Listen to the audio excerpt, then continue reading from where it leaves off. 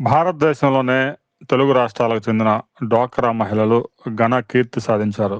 2 తెలుగు రాష్ట్రాల్లో 1,500,000 పైగా మహిళలు డ్వాక్రా సంఘాల్లో చేరి వివిధ రకాల వ్యాపారాలు చేసుకుంటూ ప్రభుత్వ బ్యాంకుల నుంచి రుణాలు తీసుకొని సక్రమంగా చెల్లిస్తూ వస్తున్నారు. అయితే ఇటీవల కాలంలో డ్వాక్రా మహిళలకు ఇచ్చిన రుణాల రికవరీ కష్టంగా మారింది. దీంతో దీంతో తెలంగాణ ప్రభుత్వం తీవ్ర నిర్ణయం తీసుకుంది. తెలంగాణలో డ్వాక్రా సంఘాల మహిళలకు ప్రభుత్వం తీవ్ర హెచ్చరిక జారీ చేసింది. ముఖ్యంగా స్త్రీనిధి ద్వారా రుణాలు పొంది నెలవారీ వాయిదాలు చెల్లించడంలో నిర్లక్ష్యం వహిస్తున్న వారిపై కఠిన చర్యలకు సిద్ధమైంది. పెరిగిపోయిన మొండి బకాయిల వసూలు కోసం ప్రభుత్వం తనకున్న ప్రత్యేక అధికారాలను ఉపయోగించాలని నిర్ణయించింది. ప్రభుత్వం రాని బాకీల్ని, పన్నుల్ని రెవెన్యూ రికవరీ చట్టం ద్వారా వసూలు చేస్తూ ఉంటుంది. ఇంతవరకు డ్వాక్రా మహిళల రుణాల వసూల్లో ఇలాంటి చట్టాన్ని ప్రయోగించింది లేదు. తాజాగా తెలంగాణ ప్రభుత్వం బాకీలు వసూలు చేయడానికి రెవెన్యూ రికవరీ చట్టాన్ని ప్రయోగించాలని ఉత్తర్వులు జారీ చేసింది. ప్రభుత్వానికి రావాల్సిన బకాయిలు వసూలు చేసేందుకు రెవెన్యూ రికవరీ చట్టాన్ని ఒక శక్తివంతమైన సాధనంగా ఉపయోగిస్తారు.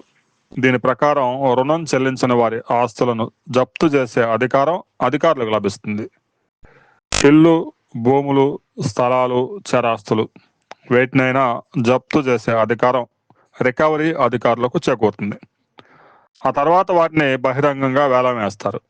వేలం ద్వారా వచ్చిన మొత్తాన్ని ప్రభుత్వం తన బకాయి కింద జమ చేసుకొని ఇంకా డబ్బు మిగిలితే వారి ఖాతాలో వేస్తుంది.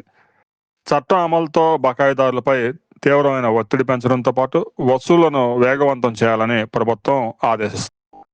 తెలంగాణలోని జగిత్యాల జిల్లాలో రుణ రికవరీ సమస్య తీవ్రంగా ఉంది.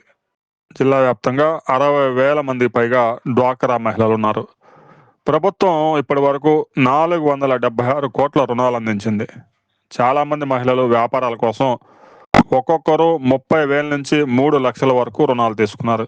అయితే జిల్లాలో వసూలు కావాల్సిన 101 కోట్లకు గాను కేవలం 78 కోట్లు మాత్రమే వసూలయ్యాయి. దాదాపు 24 కోట్ల రూపాయలు మొండి బకాయిలుగా పేరుకుపోయాయి. దీంతో ప్రభుత్వం రెవెన్యూ రికవరీ చట్టం ప్రయోగించాలని ఉత్తర్వులు జారీ చేసింది. రెవెన్యూ రికవరీ చట్టంలో అత్యంత కీలకమైన అంశం ఒకటి ఉంది. రుణం తీసుకున్న సభ్యురాలి పేరు మీద ఎలాంటి ఆస్తులు లేకపోతే ఆ అప్పును తీర్చే బాధ్యత గ్రూప్లోని మిగిలిన సభ్యులపై పడుతుంది.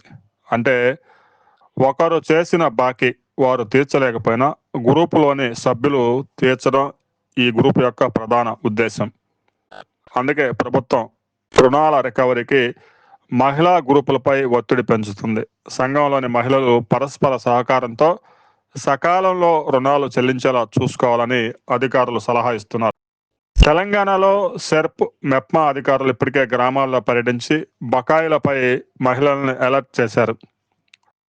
అయినా ఆశించిన స్పందన లేకపోవడంతో ప్రభుత్వ ఆదేశాల మేరకు రెవెన్యూ రికవరీ చట్టాన్ని ప్రయోగిస్తున్నారు. దీంతో డ్వాక్రా మహిళల్లో టెన్షన్ పెరిగిపోయింది.